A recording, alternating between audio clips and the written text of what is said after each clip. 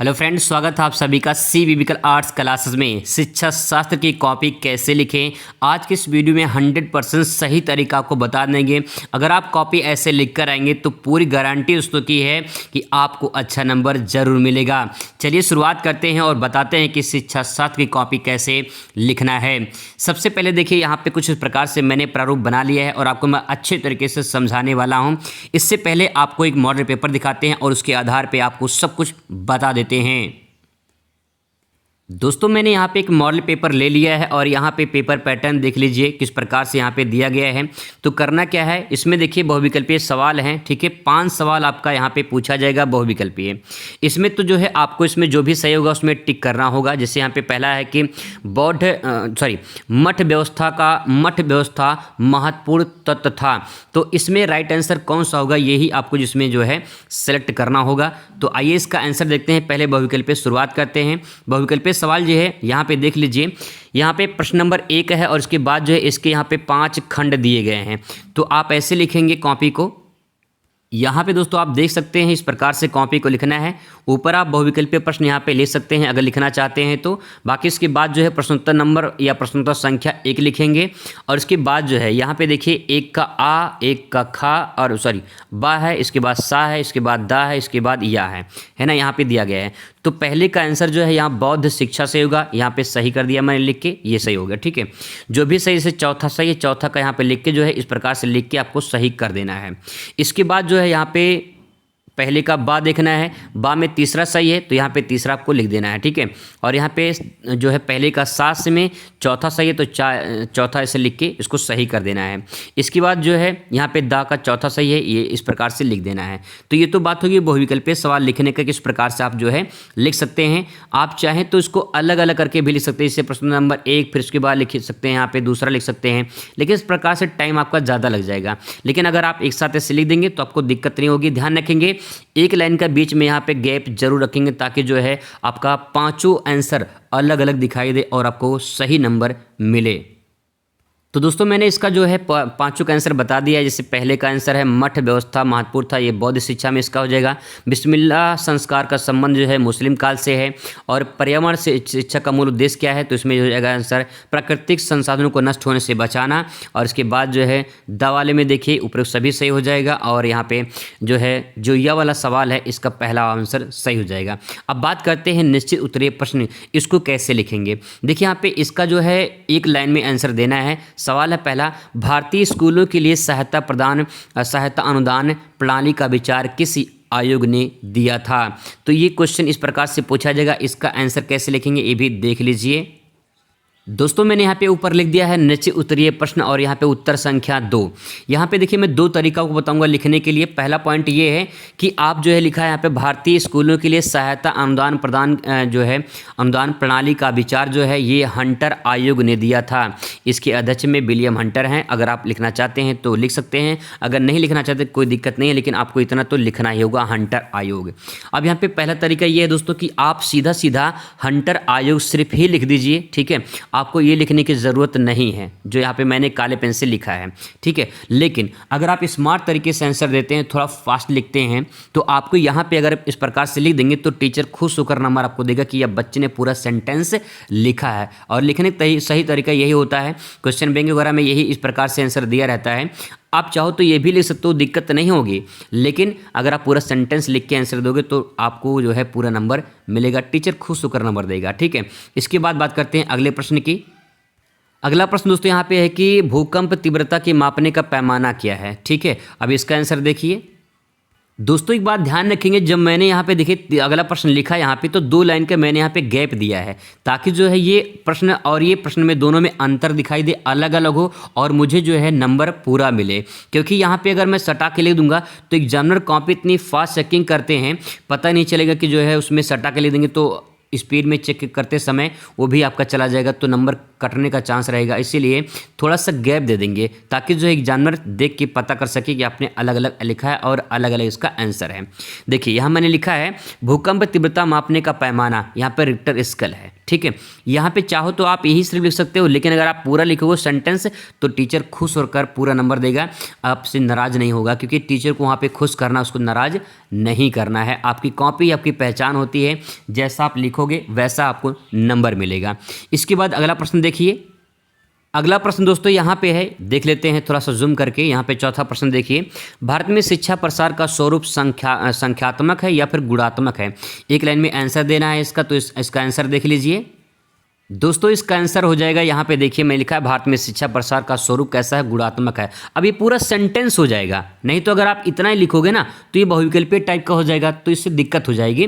इसीलिए पूरा सेंटेंस मैंने लिखा है, तो एग्जामिनर को पता चल जाए कि ये निश्चित उत्तरीय प्रश्न है और आपने अच्छे से इसका आंसर दिया है, ठीक है। यही सही तरीका होता है लिखने का। और आप देख सकते हैं कि मैंने यहाँ पे जो भी क्वेश्चन का आंसर दिया है, यहाँ पे आप क्वेश्चन के जो बीच में गैपिंग दे सकते हो, अलग अलग आंसर दिखाई दे रहा है। और इसी प्रकार से अगर आप आंसर देते हो तो आपको पूरा नंबर जरूर मिलेगा।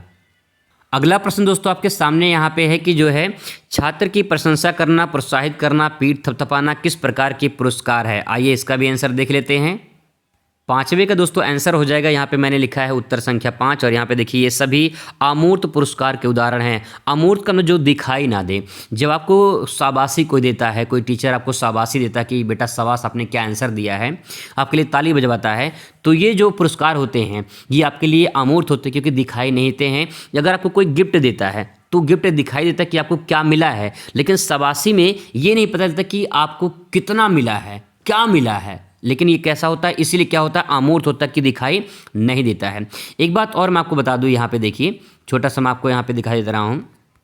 जैसे यहाँ पे लिखा है मैंने प्रश्न संख्या 1, ठीक है, फिर मैंने यहाँ पे लिखा है उत्तर संख्या 2।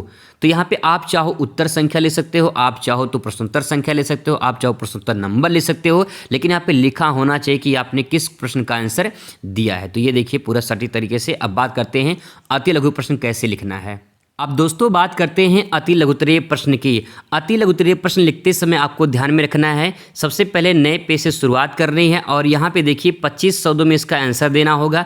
4 नंबर आपको मिलेगा। नंबर ज़्यादा मिलता है, लिखना थोड़ा कम होता है, ये इसमें सबसे बड़ा फ़ायदा है, ठीक है। अब आइए इसका आंसर देखते हैं कैसे लिखेंगे।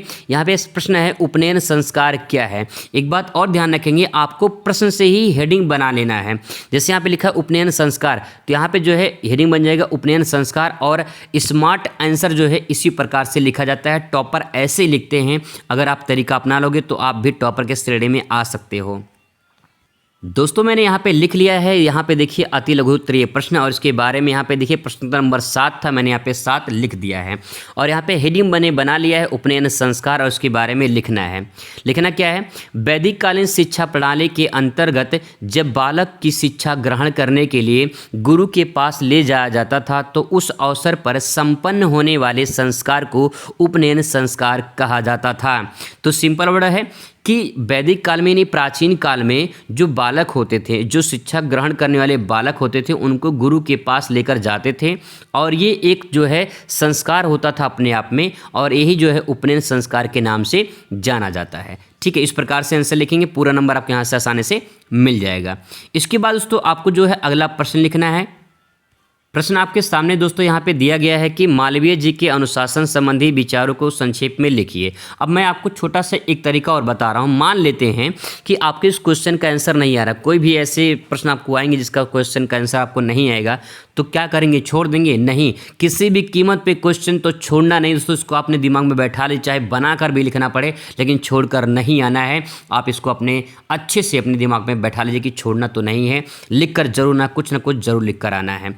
अब मान लेते हैं कि प्रश्न का उत्तर नहीं आ रहा है, तो आप क्या करेंगे, इसको 1 मिनट के लिए यहीं पे छोड़ देंगे, ठीक है, और अगला प्रश्न यहाँ पे लिखना शुरू करेंगे अगर आपको यह आ रहा है। अब इसके आगे जो है जब ये प्रश्न खत्म हो जाएगा तब आप जो है इसको बना के आराम से आप लिख देना, लेकिन छोड़ना नहीं है। आइए 9वें प्रश्न का उत्तर देखते हैं। दोस्तों जब मैंने अगला प्रश्न लिखा फिर मैंने वही काम किया, यहाँ पे 2 लाइन में जो है गैप कर दिया ताकि जो है ये प्रश्न अलग दिखाई दे। और देखिए आपको लाइन इतना ही छोड़ना जितना ज़रूरत हो, ऐसा नहीं कि जो है आधा पेज छोड़ दीजिए और फिर कहीं जो है मैं नए पेज से लिख रहा हूँ, ये गलत है, ठीक है। उतना ही छोड़ी पेज जितना हो ज़रूरत उसकी हो। यहाँ पे देखिए आप 2 तरीका है हेडिंग डालने का। मैंने यहाँ पे सेंटर में डाला है, ठीक है, और यहाँ पे देखिए मैंने यहाँ पे किनारे पे जो है इस प्रकार से हेडिंग डाला था। तो मैं बता रहा हूँ किस प्रकार से जो है आप डाल सकते हैं हेडिंग। आप दोनों तरीके से हेडिंग को लिख सकते हो, कोई दिक्कत दिक्कत नहीं होगा, आप चाहे सेंटर में भी लिख सकते हैं। अब यहाँ पे देखिए क्वेश्चन नंबर यहाँ पे मैंने 8 लिखा और उसके बारे में लिखेंगे। प्राकृतिक पर्यावरण के मौलिक गुणों एवं विशेषताओं को बनाए रखने में सहायता प्रदान करने वाली प्रवृत्ति को पर्यावरण मित्रता के रूप में जाना जाता है। अगर ये समझ में नहीं आया तो थोड़ा सा और डिटेल में समझते हैं। पर्यावरण का संरक्षण करना, उसकी देखभाल करना और पर्यावरण को सभी प्रकार की हानियों से बचाना पर्यावरण मित्रता कहलाता है। मित्रता का मतलब क्या होता है? दोस्त। मित्र मतलब क्या होता है? दोस्त। किसका दोस्त? पर्यावरण का। जो पर्यावरण का, जो इन्वायरमेंट का देखभाल करता हो, जो उसको हानियों से बचाता हो, जो उसका संरक्षण करता हो, वो क्या है? वो मित्र है। और किसका? पर्यावरण का। तो हो जाएगा मित्रता, पर्यावरण का मित्रता। इसी प्रकार से दोस्तों आपको ये भी सारे क्वेश्चन को जो है लिखना है और जो है 25 शब्दों में इसका आंसर लिखना है। देखिए यहाँ पे लिखा है कि अति लघु उत्तरीय जो प्रश्न है वो 25 शब्दों में लिखना है, तो ज़्यादा नहीं लिखना है, ठीक है, क्योंकि टाइम आपके पास कम रहेगा, लिखना बहुत ज़्यादा रहता है। आगे भी प्रश्न यहाँ पे दिए हैं। आगे देखिए अगला प्रश्न यहाँ पे लघु उत्तरीय को देख लेते हैं। लघु उत्तरीय प्रश्न जो है किस प्रकार से पूछा जाएगा। शिक्षा के क्षेत्र में श्रीमती एनी बेसेंट के योगदानों को स्पष्ट कीजिए। 6 नंबर का सवाल है और 6 नंबर में कम से कम आपको एक पेज में तो आंसर को लिखना ही लिखना है। अगर आप एक पेज से कम लिखते हैं तो पूरा नंबर नहीं मिलेगा। और यहाँ पे देखिए लघु उत्तरीय प्रश्न जो है 50 शब्दों में लिखना है। 50 शब्दों का मतलब एक पेज में तो लिखना ही लिखना है। शुरुआत करते हैं दोस्तों नए पेज से। और यहाँ पे देखिए लघु उत्तरीय प्रश्न यहाँ पे है। प्रश्नोत्तर नंबर 13 था यहाँ पे, तो मैंने यहाँ पे लिख दिया है और लगे हाथ मैंने अंडरलाइन भी कर दिया है ताकि जो है वो थोड़ा सा स्पष्ट दिखाई दे और अच्छा दिखाई दे। और यहाँ पे हेडिंग मैंने उसी क्वेश्चन से ही बना लिया है कि शिक्षा के क्षेत्र में श्रीमती एनी बेसेंट का योगदान।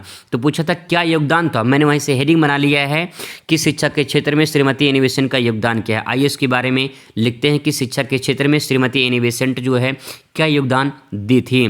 कैसे लिखा गया, आंसर देखते हैं। श्रीमती एनी बेसेंट ने भारत आने के बाद अपना जीवन राजनैतिक, धर्म, शिक्षा व समाज सेवा में समर्पित किया था। उन्होंने शिक्षा के प्रत्येक भाग जैसे शिक्षा व्यवस्था, शिक्षा सिद्धांत और शिक्षा के उद्देश्य में आदि में अपने विचार जो है व्यक्त किए थे। उन्होंने धर्म से संबंधित प्रचार करने का प्रयत्न किया। भारत को पुनः उत्थान, सामाजिक विकास के लिए अपने महत्वपूर्ण सुझाव दिए। कहने का तात्पर्य दोस्तों ये है कि वो शिक्षा के क्षेत्र में किस प्रकार से योगदान दिए उसके बारे में आपको लिखना है। तो ये पूरा सेंटेंस हो जाएगा। इसके बाद जो है अगर आपका पूरा आंसर जो है इस प्रकार से निबंध की तरह है तो आप पैराग्राफ चेंज करके बीच में ज़रूर लिखें ताकि जो है आंसर आपका परफेक्ट हो जाए। देखिए आगे, श्रीमती एनी बेसेंट ने धर्म को शिक्षा का आधार बनाया है और साथ साथ भारतीय संस्कृति एवं नैतिकता में महत्वपूर्ण स्थान दिए हैं। अन्य पिछड़े वर्ग के उत्थान के लिए शैक्षिक कार्य किए हैं जो प्रशंसनीय हैं। कहने का तात्पर्य है कि अन्य जो पिछड़े वर्ग हैं इनके लिए भी शिक्षा के महत्व को जो है बताया है कि शिक्षा का महत्व क्या है और वो पिछड़े वर्ग शिक्षा को सीख कर जो अपने ज़िंदगी में कुछ कर सके, इसके लिए जो है उनका नाम जो है एक अच्छे तौर पे जो है देखा जाता है। इसके बाद फिर पैराग्राफ चेंज करके लिखेंगे। बेसेंट जी का सुझाव था कि अनिवार्य तथा निःशुल्क शिक्षा प्रत्येक वर्ग के लिए होना चाहिए जिसका उत्तरदायी सरकार वहन करेगा। नारी उत्थान के लिए उन्होंने प्रयास जो किए हैं वो उसके लिए नारी उनका सदैव ऋणी रहेगा। नारी शिक्षा के लिए भी इनका बहुत बड़ा योगदान था। इसके बाद तो मैंने छोटा सा यहाँ पे कोटेशन लिख दिया है कि शिक्षा के क्षेत्र में बेसेंट जी का योगदान सराहनीय है। ये कोटेशन आपका जो है एक तरह से जैसे कभी प्यासे को पानी पिलाया नहीं बाद अमृत पिलाने से क्या फ़ायदा, आपने गाना सुना होगा। लेकिन अगर वो प्यासा हो तो उसे अगर अमृत पिला दे तो उसकी जीवन जो है वो अमर हो जाएगी, वो जीवित हो जाएगा। तो ही बात यहाँ पे कोटेशन होता है कि शिक्षा के क्षेत्र में जो है इनका योगदान सराहनीय है। बस इतना काम करना है और एक कोटेशन का काम कर देगा, पूरा नंबर आपको मिल जाएगा। इसी प्रकार से दोस्तों आपको ये सब भी आंसर को लिखना है। अगर नहीं आता तो बना कर कुछ ना कुछ जरूर लिखना है। इसके बाद आपका आएगा विस्तृत उत्तरीय प्रश्न और यहाँ पे प्रश्न देखिए 10 नंबर का है, बहुत ही मोस्ट इंपॉर्टेंट है। विस्तृत उत्तरीय प्रश्न कम से कम 2 पेज में तो आंसर देना ही देना है। 2 से 3 चल जाएगा, लेकिन 2 से अगर कम हुआ तो पूरा नंबर नहीं मिलेगा। सवाल यहाँ पे दोस्तों 19 नंबर है कि प्राचीन और मध्यकालीन शिक्षा शैक्षिक विशेषताओं की तुलना कीजिए निम्नलिखित आधार पे। यहाँ पे है शिक्षा का उद्देश्य, पाठ्यक्रम और शिक्षा केंद्र, इन तीनों के माध्यम से जो है इसका आपको आंसर देना है। आइए इसका आंसर देखते हैं। दोस्तों जो मैंने आंसर लिखा है बहुत ही परफेक्ट और सही तरीके से लिखा है, आप इसको समझने की कोशिश करेंगे। लिखेंगे यहाँ पे विश्व उत्तरीय प्रश्न और यहाँ पे लिख देंगे प्रश्न उत्तर नंबर 19 और यहाँ पे देखिए प्राचीन और मध्यकालीन शैक्षिक व्यवस्थाएं, मैंने प्रश्न से हेडिंग बना लिया है और यहाँ पे जो हेडिंग दिया था का वाला, अब उसके बारे में लिखना है शिक्षा का उद्देश्य। शिक्षा के उद्देश्य क्या है आइए समझते हैं। यानी आपको बताना है कि जो वैदिक काल है या फिर जो मध्यकाल है, इन दोनों में शिक्षा व्यवस्था कैसी थी इसी के बारे में समझना है। देखिए लिखेंगे वैदिक कालीन तथा मध्यकालीन शिक्षा भारतीय शिक्षा में एक ही समाज के प्रचलित होने वाले दो भिन्न भिन्न शिक्षा प्रणालियां हैं। यानी भारत में देखा जाए दो शिक्षा व्यवस्थाएं, जैसे कि वैदिक काल में, प्राचीन काल में, एक मध्यकालीन में। अब इनके बारे में बताना है कि क्या क्या शिक्षा व्यवस्था थी वैदिक काल में और प्राचीन काल में। तो यहाँ पर मैंने लिखा है पहला पॉइंट यहाँ पे ले देंगे वैदिक काल की शिक्षा का उद्देश्य क्या है इसके बारे में। ठीक है, ये हेडिंग इसी के अंतर्गत ही है, ये पहला हो जाएगा और ये हो जाएगा दूसरा। ठीक है, का के अंतर्गत ही है। अब इसके बारे में लिखेंगे प्राचीन व वैदिक कालीन शिक्षा हिंदू धार्मिक सिद्धांतों और दर्शन पर आधारित थी। ठीक है, अब यहाँ पे देख लीजिए, यहाँ पे देखिए मैंने क्या लिखा है, यहाँ पे लिखेंगे मध्यकालीन शिक्षा इस्लाम धर्म के सिद्धांतों पर आधारित था। यहाँ पे हिंदू धर्म पर आधारित था और यहाँ पे इस्लाम धर्म पर आधारित था। सिंपल है। ठीक है, आगे है वैदिक कालीन शिक्षा का मुख्य उद्देश्य ज्ञान प्राप्ति और आध्यात्मिक विकास था। यहाँ पे है मध्यकालीन शिक्षा मकतबों और मदरसों में होती थी। यहाँ मदरसों और मकतब में जो है शिक्षा प्रदान की जाती थी। इसमें तीसरा पॉइंट लिखेंगे कि वैदिक कालीन शिक्षा में दंड नहीं दिया जाता था, लेकिन मध्यकालीन शिक्षा में कठोर दंड दिए जाते थे। तो ये जो है इसकी शिक्षा का उद्देश्य हो जाएगा। ठीक है, और इसकी विशेषताएं हो जाएंगी। अब इसके बारे में जो है अगला जो पॉइंट है उसको लिखना स्टार्ट करेंगे। ऐसे ही दोस्तों आपको पाठ्यक्रम के बारे में लिखना होगा। पाठ्यक्रम में लिख के इसके बाद जो है प्राचीन काल पे पहले बताएंगे कि पाठ्यक्रम कैसे थे, फिर इसके बाद मध्यकाल में पाठ्यक्रम कैसे थे, इसके बारे में जो है अलग अलग करके बताना है। यहाँ पे 3 क्वेश्चन का आंसर देना है, तो ध्यान रखेंगे बहुत फास्ट लिखेंगे और अच्छी राइटिंग में थोड़ा होना चाहिए ताकि जो पूरा नंबर आपको मिल जाए। तो दोस्तों ये थी पूरी कॉपी, किस प्रकार से आपको लिखना है आप अच्छे से देख लीजिए और अगर इस प्रकार से कॉपी आप लिख कर आते हैं तो जो है आपको पूरा नंबर ज़रूर मिलेगा।